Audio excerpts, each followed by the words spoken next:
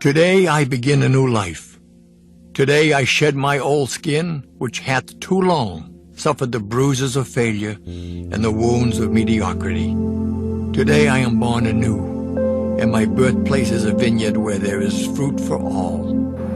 Today I will pluck grapes of wisdom from the tallest and fullest vines in the vineyard, for these were planted by the wisest of my profession, who have come before me, generation upon generation. Today I will savor the taste of grapes from these vines, and verily I will swallow the seed of success buried in each, and new life will sprout within me. The career I have chosen is laden with opportunity, yet it is fraught with heartbreak and despair, and the bodies of those who have failed, were they piled one atop another, would cast its shadow down upon all the pyramids of the earth. Yet I will not fail, as the others, for in my hands I now hold the charts which will guide me through perilous waters to shores which only yesterday seemed but a dream. Failure no longer will be my payment for struggle. Just as nature made no provision for my body to tolerate pain, neither has it made any provision for my life to suffer failure. Failure, like pain, is alien to my life. In the past I accepted it as I accepted pain. Now I reject it, and I am prepared for wisdom and principles which will guide me out of the shadows into the sunlight of wealth, position, and happiness, far beyond my most extravagant dreams, until even the golden apples in the garden of Hesperides will seem no more than my just reward. Time teaches all things to he who lives forever, but I have not the luxury of eternity. Yet, within my allotted time, I must practice the art of patience, for nature acts never in haste. To create the olive, king of all trees, 100 years is required. An onion plant is old in 9 weeks. I have lived as an onion plant. It has not pleased me. Now I wish to become the greatest of olive trees, and in truth, the greatest of salesmen. And how will this be accomplished? For I have neither the knowledge nor the experience to achieve greatness, and already I have stumbled in ignorance and fallen into pools of self-pity. The answer is simple. I will commence my journey unencumbered with either the weight of unnecessary knowledge or the handicap of meaningless experience. Nature already has supplied me with knowledge and instinct far greater than any beast in the forest, and the value of experience is overrated, usually by old men who nod wisely and speak stupidly. In truth, experience teaches thoroughly, yet her course of instruction devours men's years, so the value of her lessons diminishes with the time necessary to acquire her special wisdom. The end finds it wasted on dead men. Furthermore, experience is comparable to fashion. An action that proves successful today will be unworkable and impractical tomorrow. Only principles endure, and these I now possess, for the laws that will lead me to greatness are contained in the words of these scrolls. What they will teach me is more to prevent failure than to gain success. For what is success other than a state of mind? Which two among 1,000 wise men will define success in the same words? Yet failure is always described but one way. Failure is man's inability to reach his goals in life, whatever they may be. In truth, the only difference between those who have failed and those who have succeeded lies in the difference of their habits. Good habits are the key to all success. Bad habits are the unlocked door to failure. Thus, the first law I will obey, which precedeth all others, is, I will form good habits and become their slaves. As a child, I was slave to my impulses. Now I am slave to my habits, as are all grown men.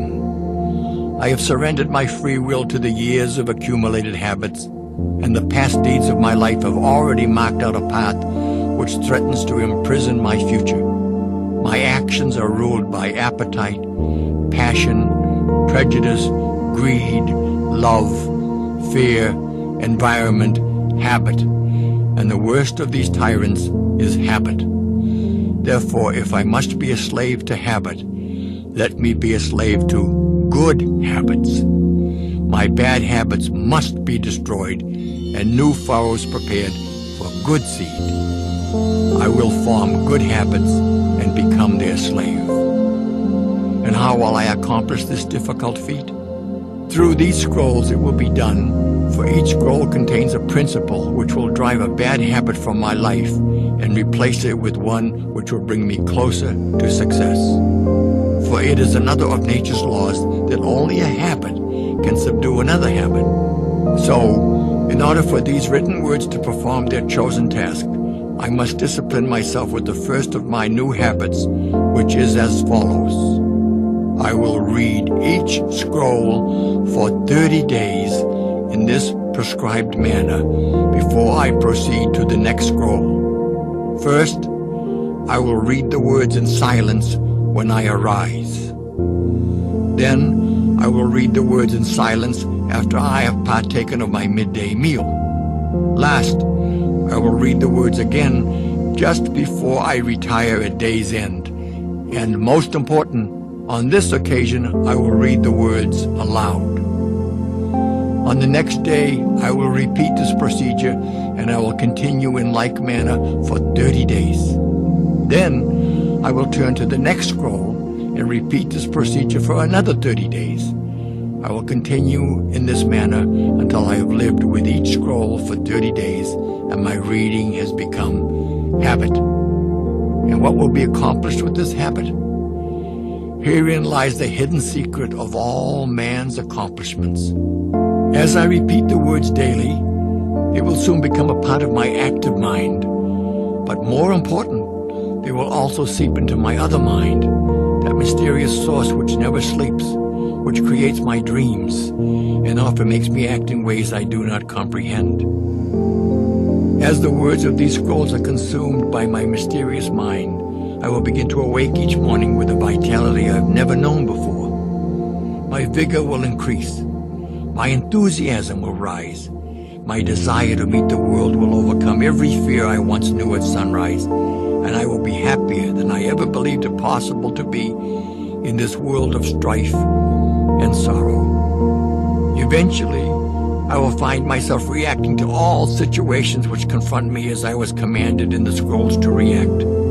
And soon, these actions and reactions will become easy to perform, for any act with practice becomes easy. Thus, a new and good habit is born, for when an act becomes easy through constant repetition, it becomes a pleasure to perform. And if it is a pleasure to perform, it is man's nature to perform it often. When I perform it often, it becomes a habit, and I become its slave. And since it is a good habit, this is my will. Today, I begin a new life, and I make a solemn oath to myself that nothing will retard my new life's growth. I will lose not a day from these readings, for that day cannot be retrieved, nor can I substitute another for it.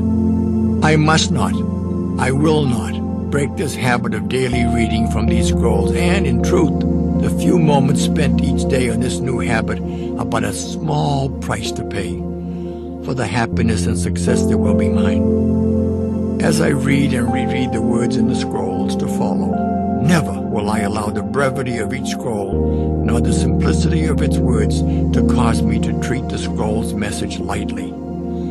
Thousands of grapes are pressed to fill one jar with wine, and the grape skin and pulp are tossed to the birds. So it is with these grapes of wisdom from the ages.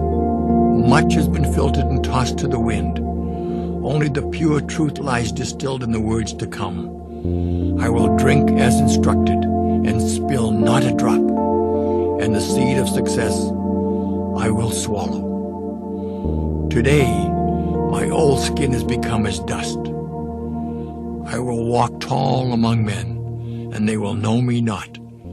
For today I am a new man with a new life. Heart. For this is the greatest secret of success in all ventures. Muscle can split a shield and even destroy life, but only the unseen power of love can open the hearts of men, and until I master this art, I will remain no more than a peddler in the marketplace.